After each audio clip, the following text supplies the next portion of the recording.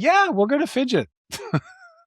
And kind of holding an attitude like that, the cosmos is in the clinic, and kind of like being permissive. And when the person is fidgeting, I'm not going to say, oh, did you notice you're fidgeting?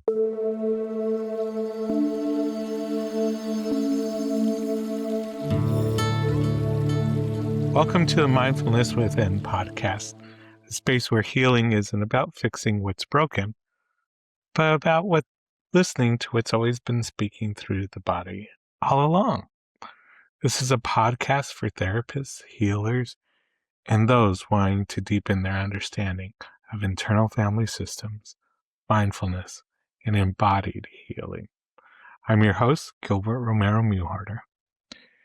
Today's episode invites us into a deeper layer of awareness, one that moves beneath our thoughts and stories, into sensation, breath, and the quiet intelligence of the body. I'm honored to be joined by Dr. Brian Tierney, a licensed psychologist and somatic practitioner who founded Somatic Doctor. His work integrates medicine, nervous system awareness, trauma science, and somatic practices, helping people understand how unresolved stress and emotion live not in the mind, but in the body itself. Before we begin, if you're someone who's been curious about how the body holds emotion, tension, or memory, I invite you to tap follow on your podcast app so you don't miss future conversations that explores these intersections. Today, we'll explore how mindfulness helps us listen to the body without overwhelm, how IFS shows up somatically, why healing happens, and when we stop overriding the body and start partnering with it. So notice your breath. Feel the surface beneath you. And let's begin.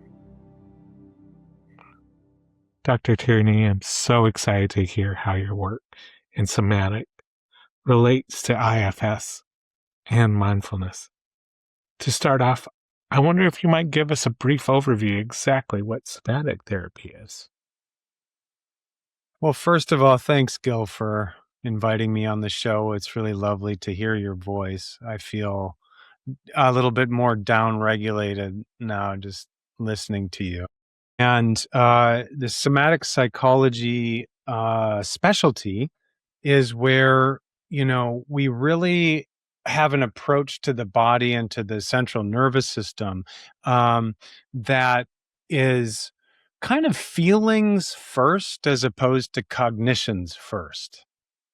And so that it's really a model of treating the nervous system directly through stuff done. For example, mindfulness brought to the breath, and, breath, um, working with the breath, breathing exercises, treating, and my specialty is actually trauma resolution using hands-on, so touching the autonomic nervous system at key hubs in the body, like the autonomic plexi and so on, where I'm doing trauma resolution work via EMDR and via my own method called visionary somatics, while I'm touching the body and interfacing directly with the nervous system.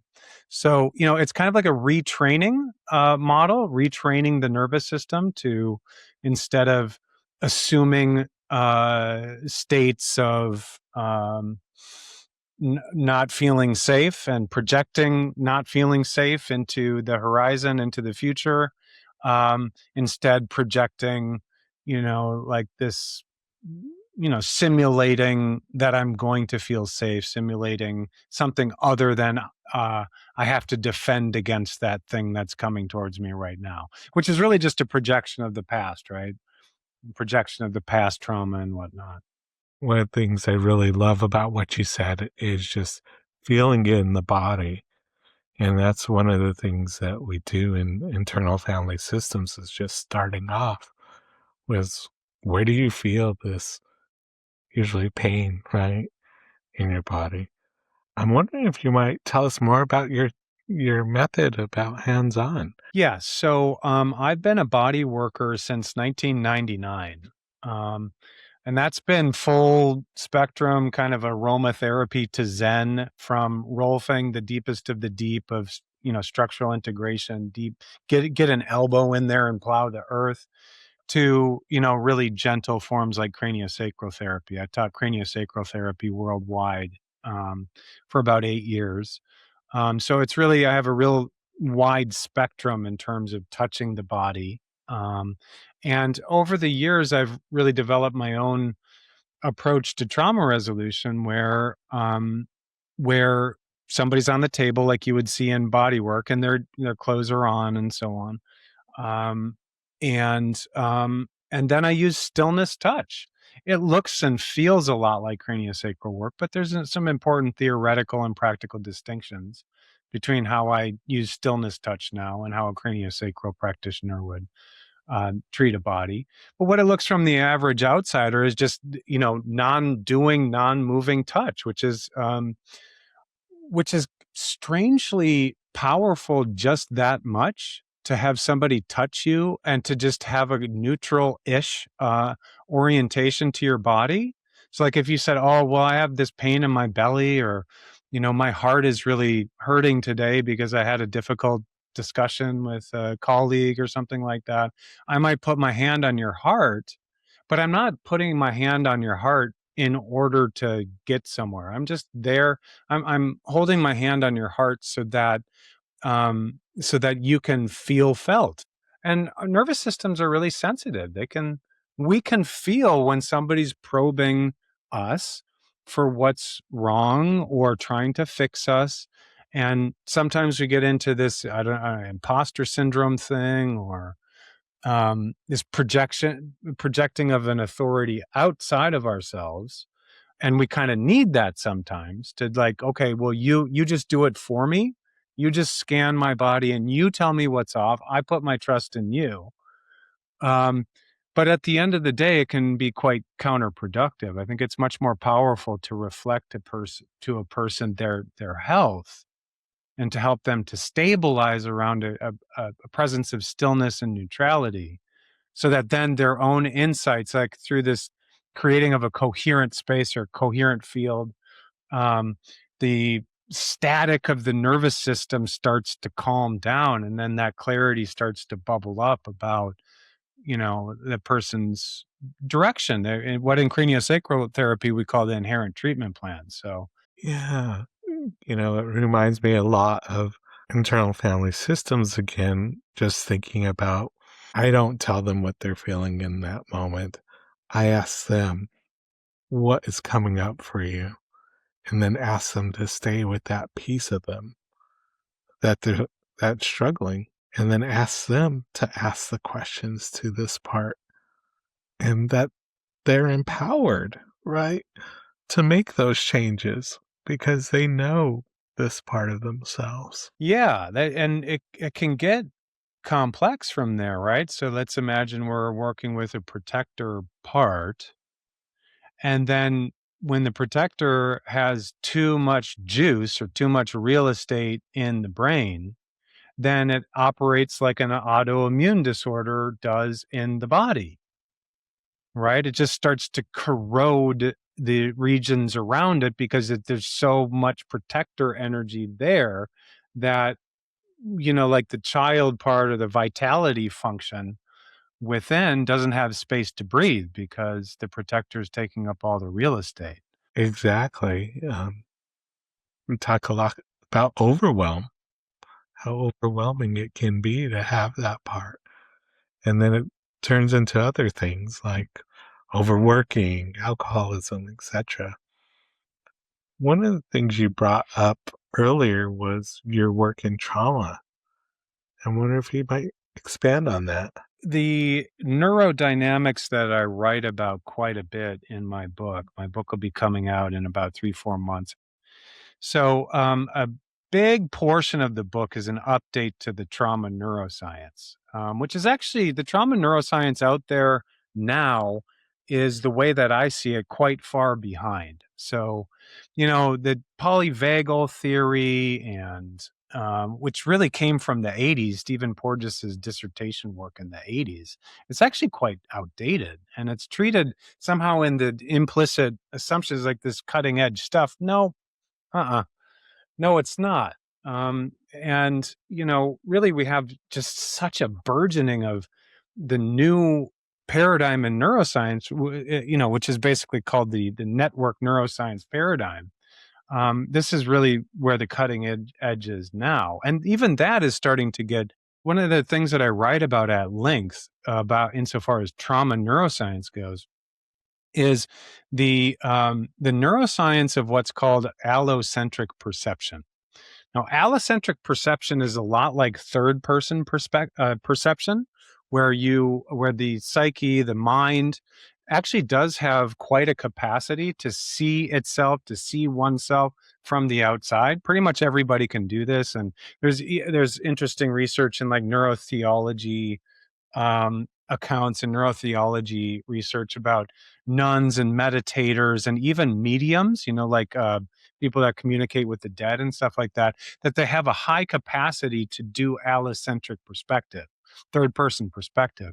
And why that's interesting and important for trauma resolution specialists is that people that are traumatized, that have PTSD or CPTSD, um, they actually feel safer in an allocentric mode of perspective. So embodiment isn't always good for everybody. We can't just assume that getting in the body is going to be a safe, good idea for everybody, because people that are heavily traumatized, they actually need to be met where it's safe for their brain, which is in this allocentric perspective, in a more third person perspective at a distance. And this is, this is kind of shown in the literature, that it just feels safer and better to look at a trauma scene or to approach a traumatic scenario from the past from a distant perspective. And the fancy term for that is allocentric perspective. So I've developed a whole model around how to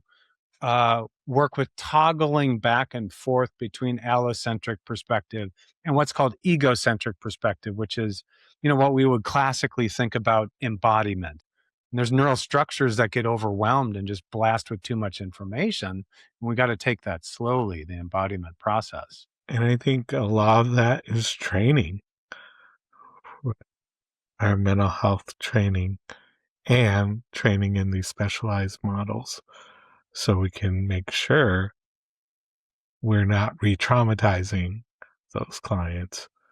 I think that's one of the things I really like about IFS is that we're not trying to re-traumatize them, have them tell the whole story, but the client gets to experience how they need to experience it in this safe way. IFS actually does, without drawing explicitly from the allocentric perception literature, it actually does that. Okay. Because when you are mapping your interior, when you're mapping your internal family system and you're differentiating parts, then you start to connect with the what's called the self as other mechanism and the other as self mechanism. So that what the mind has to do when it's looking at an inner figure is it's actually getting perceptual distance. It's actually getting some of that allocentric hookup and allocentric lighting up in the brain that gives us a sense that, we're getting a little bit of distance. And there's different ways to achieve that distance, and IFS and parts work is one significant way of doing that. I'm wondering, Brian, how do you see trauma showing up in clients? Yeah, well, it shows up, it's heterogeneous, it's different for a lot of people, but to put it very simply, I would say that the first and most likely thing to turn off in terms of awareness in the body is the legs and the pelvis, the legs being an extension of the pelvis. So if a person is if the trauma is kind of re-triggered in the here and now, what I've learned over 25 years of doing trauma therapy work is that commonly the legs will go offline. And then maybe the second contender is the arms. And I could do a whole semester on how screwed up our faces are because it's so put upon by all these social rules about how to express ourselves and how to not express ourselves. So often you'll see a kind of marble like or statue like dynamic in the face where there's a kind of defensive anatomy or a mask like expression that person eventually needs to break through with the emotions that they've repressed and pushed down over sometimes decades. As we know, some of the parts are very young and unaware of how old the person is currently, which is pretty remarkable when you think about it, how much they have separated themselves from this part. And one of the things I love, Gil, about I don't know, my unique way with bodies and my unique way of understanding trauma is that I've actually encountered a very specific type of trauma that might sound ridiculous at first, but I find to be really important. And it's actually tickle trauma. Okay. And this is really important actually because, um, tickling is before any sort of boundary invasion, and this is the rule and not the exception, that caregivers will, because it's exciting and fun to give tickling as a caregiver, and it's kind of stimulating, they'll think because the child is laughing that they can just keep going even though the child is saying no. It's really our birthright to experience tickling as a pleasurable phenomenon. Like even rats can be tickled, and it's been proven again and again and again that rats like it. When there's been tickle trauma, a person just shuts off in some way. And so this would be a child. We could say that there's a sub part of the child within that is that person's unique relationship with tickling and with rough and tumble play in general, but then specific to tickling. And a lot of people have been actually traumatized because we'll communicate no to our caregivers and they'll continue to tickle. And then later on in life, the person will just be like, oh, well, I don't like tickling. And then just kind of brush it off. Well, if you come to a somatic psychologist like myself, who actually has studied this stuff, you kind of realize over time that, well, no, this is a birthright pleasure, okay, that I've been robbed of, and that there's now a protector part in my body that is protecting against the unknown, because that's what tickling is. Okay. So it's fundamentally relational. So the protector in the body has got to sort of cancel out and shut down and predict that those hands that are about to touch you are going to be hands that aren't sensitive. They're going to be hands that are going to overwhelm you. So then the protector ends up saying, you know what? I just don't like tickling. I just can't go there. Okay, but the child that's left behind is the one that, is open to the unknown, to that stimulus that's coming from the hands that can't be predicted, and I feel safe in relationship with the unknown stimulus that's coming in my direction right now. I think what I really heard is permission, right? To say, like, this isn't fun for me. I don't like this. Yeah, yeah, yeah, right? To be okay with, like, this isn't natural. I am thinking so much has to come from attunement, right? Both with the caregiver and the child. And then later on in our life, right? How we attune with ourself. Wow. It just kind of hit me for a moment about we don't really talk about attunement with ourselves. We talk about attunement with others as adults. Like you were just talking, it just hit me like, we don't talk about how to attune to those children within ourselves. Yeah, yeah. It's just that, holy moly, there's just so much imagination and fluidity there. Like if you tell me, if we're kids and I'm attuning with my kid, I'm gonna say weird things like, "Hey, Gil, ca can we just take a break from being Brian and Gil? How about I'm a pink horse, and you're a blue elephant, and those parts aren't written in the books as like IFS parts, right? So then the world becomes populated with kind of embryonic potentials where everything is going to be potentially playful, and the world comes alive in them. I think some of the best IFS sessions is when we can go inside and just play with these parts and be like, oh, like you did this, like, okay, like that's pretty funny, right?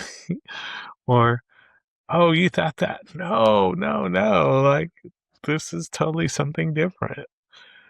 And you can literally see their body kind of relax finally from when we first start. And so many clients who choose to engage in IFS are like, I go home so exhausted that I need a break.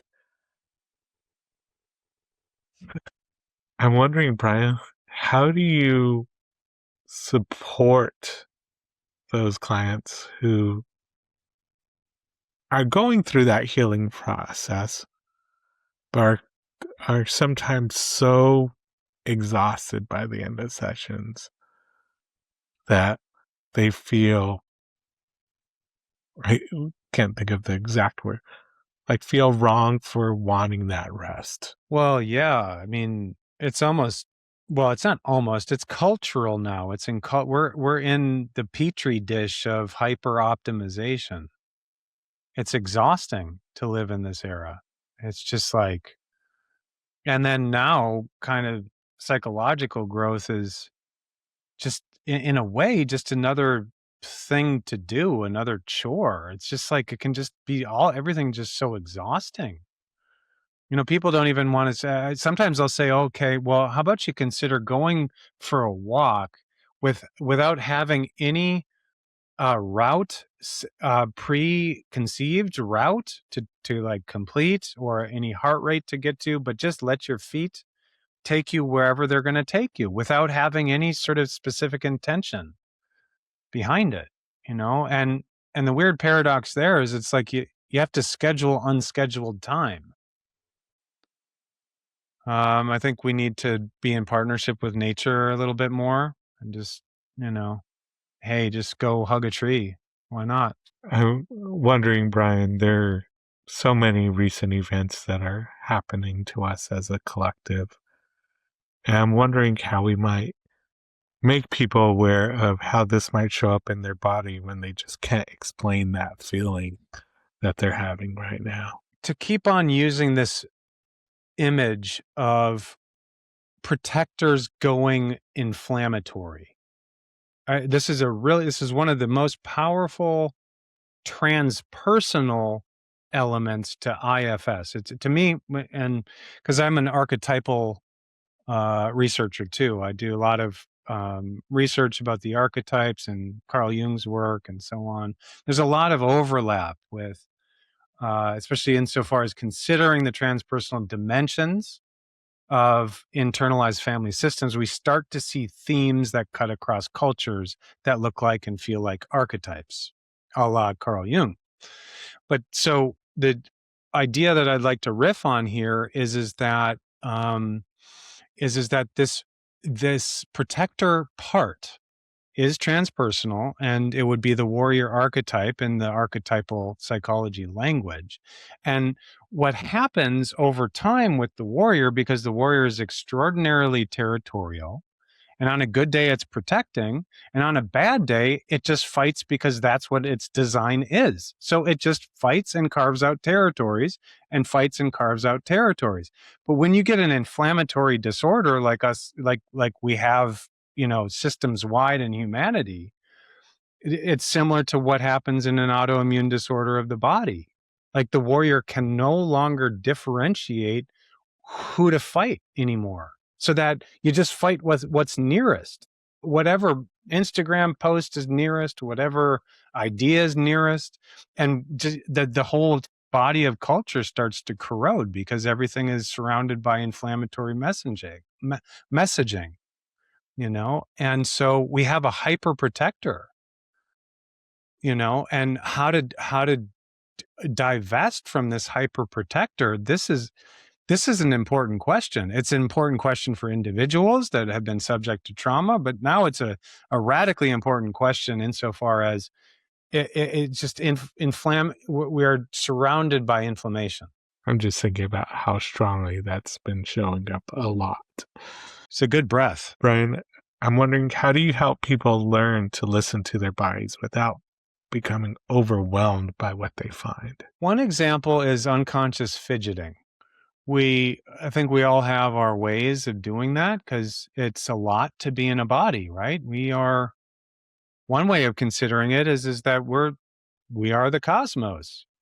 That's a big idea. It's a lot to hold in just this skin container, right? So yeah, we're going to fidget. And kind of holding an attitude like that, the cosmos is in the clinic, and kind of like being permissive. And when the person is fidgeting, I'm not going to say, "Oh, did you notice you're fidgeting?" I'm going to say things like, "Okay, I don't want you to stop at anything right now. I want you to keep on doing what you're doing, whether it's, moving your thumb on your other hand or it's nodding your head, and I'll notice some sort of repetitive thing, and I'll just quite nicely reflect their awareness. And the key is to get them to continue to do what they're doing. So it's not reading to them as I'm installing the consciousness police or the McMindfulness regime, and that I'm partnering with them as an ally in awareness and experimentation. So let's experiment with this movement. Like, just keep on doing that thumb on your other hand there. Okay. And then just tell me what comes to mind. What's the first thing that comes to mind as you feel the sensation of your thumb moving like that? And it'll take us somewhere. It pretty much always takes us somewhere. I actually work with spontaneous imagery quite a bit. So I like to use the classical framework of IFS and other frameworks. But where it really gets wonderful and interesting to me and creative is when it becomes this art of kind of navigating spontaneously emerging imagery. Because that's what the psyche does. It secretes presences, it secretes meanings, it secretes images, and so I really like that. Just, not everybody can do it. So, a person has to be kind of ready for that. No, I love it because, yes, doing those simple things, just such as noticing and witnessing what they're doing already. I'm thinking about how many times, like you said, maybe someone shaking their leg a lot during IFS. I wonder what part's coming up, because they're shaking their leg a lot, like, and they will actually say, well, there's this other part that's saying, I don't trust this guy. I don't want to be here. I want to get out of here right now. Yeah. And sometimes I'll do weird stuff. And now, granted, a person will have to have the prerequisite of having a bit of imagination, a bit of a capacity to play. But I'll say, let's see if you can imagine, you're in a forest or something, and you imagine your leg out there in the forest by itself. Okay. Your leg is apart now. Now, what does your leg want to do? Where does it want to go? Maybe does the rest of your body there? Because the leg is the thing that's moving, right? So your leg is apart. Let's relate to your leg as apart. What does it want? What does it want to do? Oh, it wants to kick this guy in the face, or it wants to get out of the room, or maybe it wants to, I don't know, maybe it wants to dance. That's so powerful, Brian. For those in the audience, if something Brian is describing, feeling like exactly where you've been stuck, tension that won't ease, emotions that show up as tightness or chest pressure, or cycles that just won't shift no matter how much you think about them, that's your nervous system communicating. So please share this episode with someone you care about who might also benefit from this information. Always had to do those plugs, Brian. Well, yeah, that's cool. And meanwhile, they get your voice. They don't necessarily even need to have the content. They can just hear your voice and just be like, ah. Thanks, Brian. Well, Brian, we always like to invite people to do a mindfulness exercise with us. It doesn't have to be very long. Would you like to lead one today? Well, sure. Yeah. Let's just close the eyes and get a posture of relaxation and comfort. And really what we're looking for is a sort of softening into the exhale phase of your breath. And so each time you exhale, you have an opportunity to soften. And one of the most powerful places to soften is in the little muscles of your face, which are working pretty much constantly to express the intensities on the inside.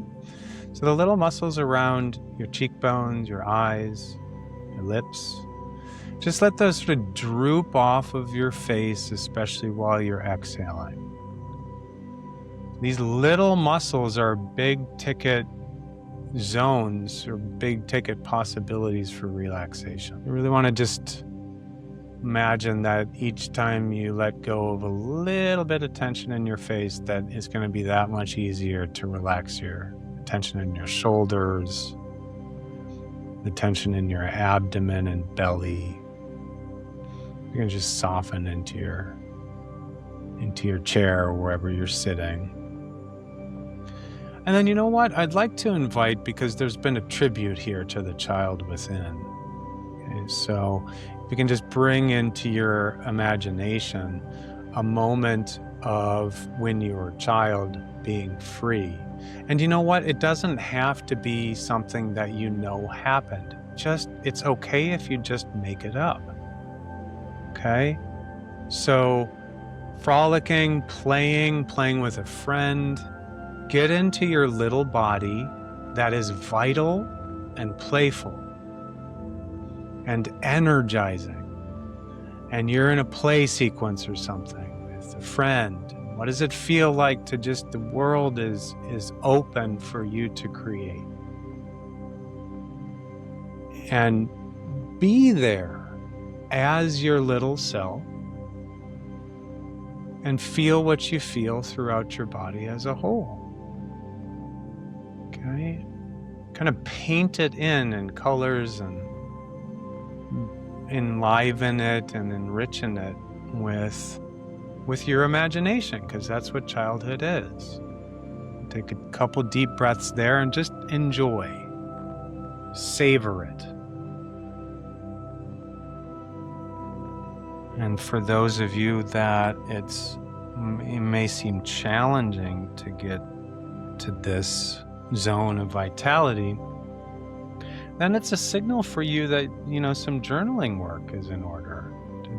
To sit with your inner little person and to talk with them and to ask them what they want for today. And, to how can I celebrate you sort of deal, and have a dialogue and write some stuff down. And because, this is important. This is your vitality. This is your birthright, Have a go. Give them a little tickle. Let them tickle you. How about that? Okay. All right. Well, that's my thing. Thank you, Brian. I think that was amazing. Okay, we'll do one more. So let's begin by gently turning our attention toward the body, specifically towards a place that often holds tension or activation. If it feels safe, allow your eyes to close or soften. Take a slow breath in and a long exhale out. Scan your body now. Notice if there are any areas that feel tight, braced, or even numb. You're not trying to change anything, just noticing. From an IFS lens, the sensation may be connected to a protector part. So gently ask inside, is there a part of me that holds tension here to keep me safe? Notice what comes forward, not as words, but as sensations or images or emotion. Ask this part, what are you protecting me from right now? What would happen if you didn't hold so tightly? How long have you been carrying this responsibility? Let this part know that you're not here to push it away. You're here to listen with compassion. Take one breath here.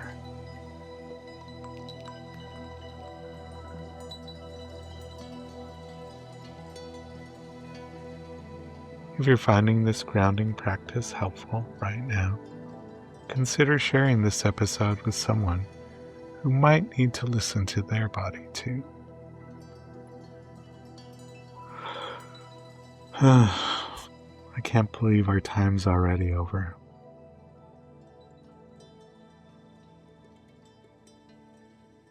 We often think healing is about changing thoughts, but what if the body has already been signaling what it needs all along? Dr. Tierney's work helps people cultivate a felt sense of safety, not by forcing change, but by retraining the nervous system to feel held instead of pushed away. As we close today's episode, notice how your body feels. Not how you think it should feel, but what's actually there. You've just invited parts of you to be listened to, not fixed. So often we approach healing as a mental process, trying to understand, reframe, or resolve. But mindfulness, internal family systems, and somatic healing reminds us of something essential. The body has always been part of the conversation. When we listen with compassion, tension becomes information, not an enemy. Numbness becomes communication, not failure. And sensations we avoid may hold the very wisdom we've been seeking. Thank you, Dr. Brian Tierney, for joining us and for bridging somatic practice, medicine, and nervous system healing in a way that honors the whole person. If they want to learn more, Brian, where might they find you? Somatic Doctor website, that's my brand, so it's somaticdoctor.com. That's my Instagram as well. There's all sorts of information. It's like a little bit of an encyclopedia there. And then coming up in a few months is my book, Visionary Somatics. So that's exciting. Hope there's people out there that are ready to jump right in. We're so excited that this book will be coming out, and hopefully you can comment in the comment section and post where we might find that book. If today's conversation resonated with you, here are a few ways you can continue this journey. Subscribe to this podcast so you don't miss future episodes. Share this episode with someone who might be carrying tension or overwhelm in their body. Visit somaticdoctor.com to explore Brian's work if you feel drawn to deeper somatic healing support. Explore somatic and parts-based resources at onemindOneHeartCounseling.com, where you can also learn more about working with me or accessing additional support rooted in internal family systems and mindfulness.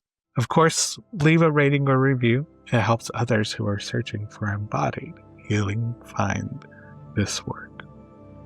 As you go through your day, I invite you to ask, what might shift if I listen to my body with the same care I offer my parts?